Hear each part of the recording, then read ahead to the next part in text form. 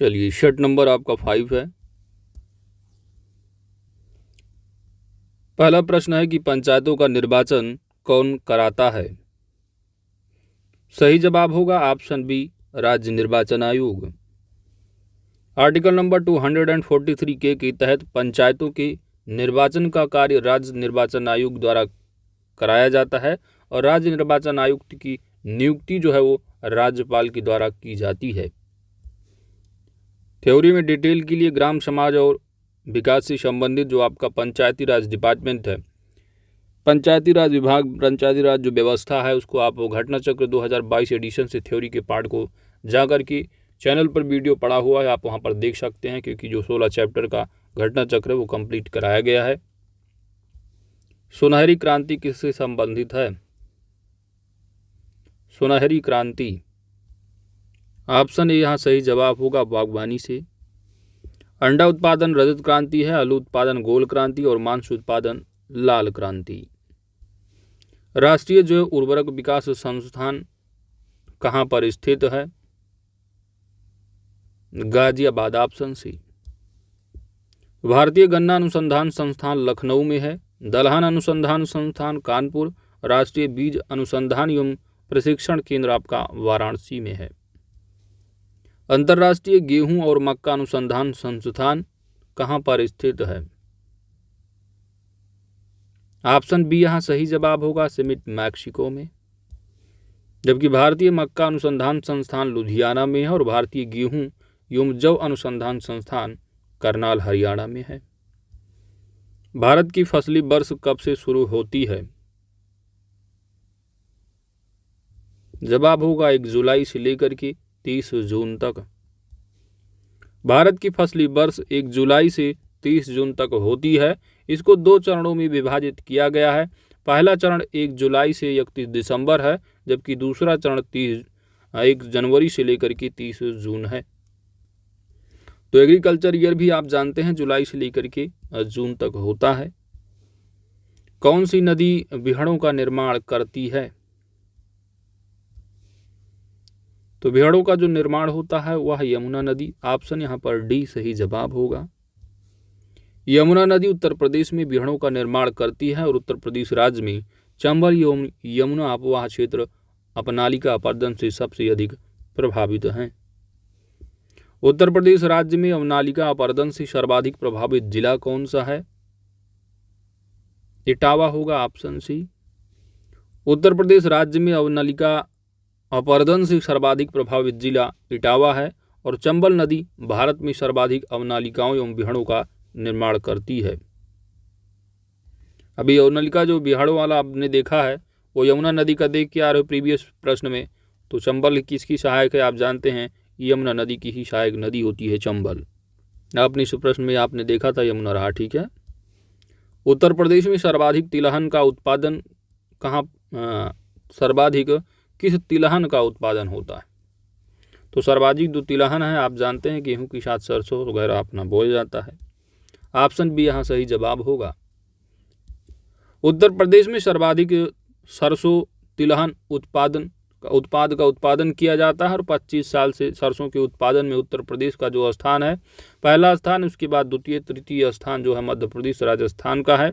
उत्तर प्रदेश में सरसों उत्पादन में जिले आगरा व मथुरा हैं। भारत का पहला कृषि निर्यात सुविधा केंद्र कहाँ स्थापित किया गया है? Option A Pune. Maharashtra chamber of commerce, industries and agriculture और नाबार्ड ने हाल ही में पहला कृषि निर्यात सुविधा केंद्र लॉन्च किया है। यह केंद्र महाराष्ट्र राज्य के कृषि और खाद्य निर्यात को बढ़ावा देने में सहायता करेगा। उत्तर प्रदेश में सर्वप्रथम कृषि विभाग की स्थापना कब की गई है? वर्ष होगा 1920, ऑप्शन ए। 1920 में 1 मई को स्थापना की गई है कृषि विभाग की। अगला प्रश्न है, शाही इकाई व्यवस्था पूरे भारत में कब लागू की गई है? शाही इकाई व्यवस्था जवाब होगा 1 जनवरी 1826 से, ऑप्शन बी। प्रधानमंत्री मुद्रा योजना की शुरुआत कब की गई है? 8 अप्रैल 2015।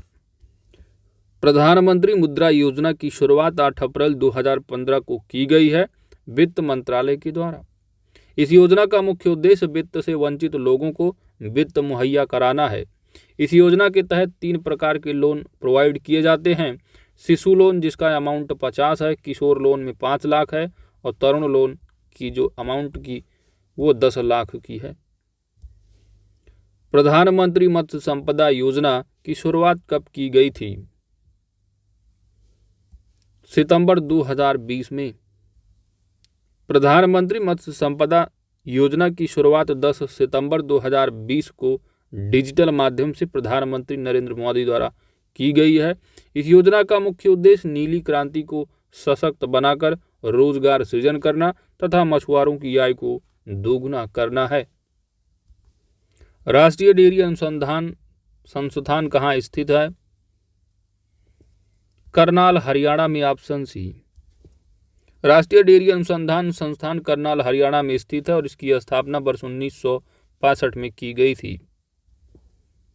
भैंस के दूध में गाय का दूध मिलाने पर जांच के लिए कौन सा परीक्षण किया जाता है? ऑप्शन सी सही जवाब होगा, हंसा परीक्षण। दूध से दही बनाने के लिए दूध का तापमान कितना रखा जाता है? दूध से दही बनाने के लिए दूध का तापमान -21 डिग्री सेल्सियस होगा। इससे लैक्टोबैसिलस नामक जीवाणु पाए जाते हैं। हिंदू मुस्लिम एकता का प्रतीक सुलहकुल उत्सव, ये उत्सव की बात की जा रही है तो आयोजित जो किया जाता है कहाँ पर? सुलहकुल जो उत्सव है ये आगरा में होता है, हिंदू मुस्लिम एकता का प्रतीक है। यूपी स्पेशल परीक्षा वाणी का जो वीडियो है उसको आप कवर कर लीजिए, वहाँ पर अच्छे खासे प्रश्न देखने को मिल जाएंगे जो कि 535 MCQ का मास्टर वीडियो है।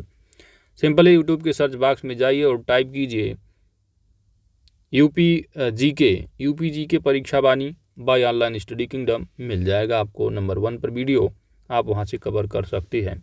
तो याद रखिएगा हिंदू मुस्लिम सुलहकुल महोत्सव, खासकर एक मेला भी लगता है नौचंदी मेरठ का, वह भी जो है हिंदू मुस्लिम एकता का प्रतीक है। एक कच्चा बीघा कितने वर्ग मीटर की समान होता है? एक कच्चा बीघा बराबर 843 वर्ग मीटर।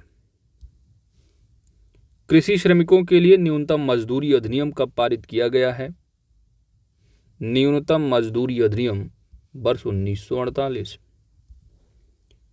भारत सरकार ने श्रमिकों के लिए न्यूनतम मजदूरी कार्यक्रम अधिनियम 1948 ईस्वी में पारित किया गया है, जिसका मुख्य उद्देश्य श्रमिकों को आय में वृद्धि करके उन्हें उचित जीवन स्तर प्रदान करना था।